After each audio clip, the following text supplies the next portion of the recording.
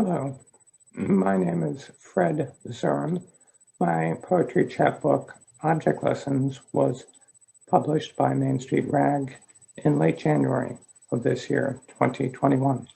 I'd like to read you just two poems from that collection. The first one is also the first poem in the book. It was written in a poetry class, about a dozen years ago, where we were asked to write an elegy. I had already written elegies to my dad and my granddad and some friends, so I decided to write an elegy about something that had just happened in 2009. An elegy for analog, June 12th, 2009.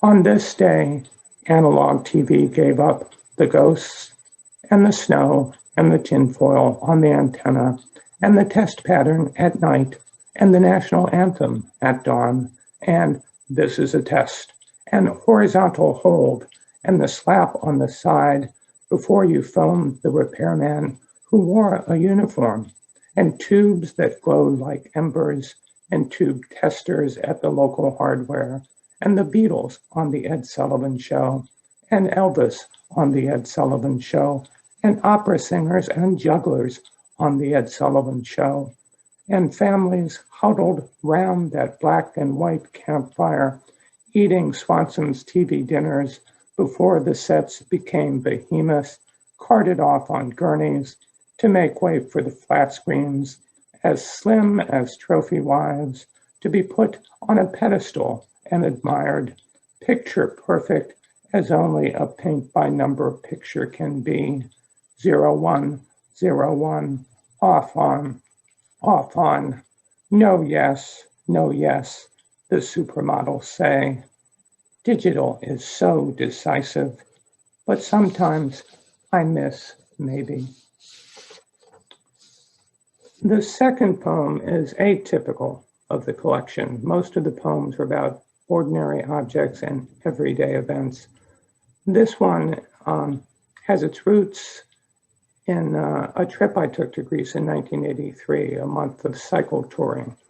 And one of the first things I encountered when I went up on the Acropolis in Athens was some cactus.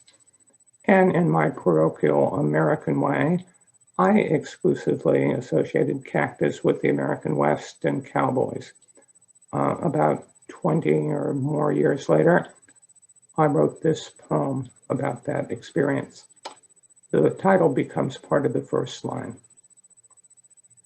The cactus on the Acropolis makes me imagine tumbleweed as well, blowing across the stone orchestra of the ancient theater of Dionysus, where Aeschylus and Aristophanes circle each other and then square off, 6 guns slung from tooled leather belts wrapped round their gleaming white togas.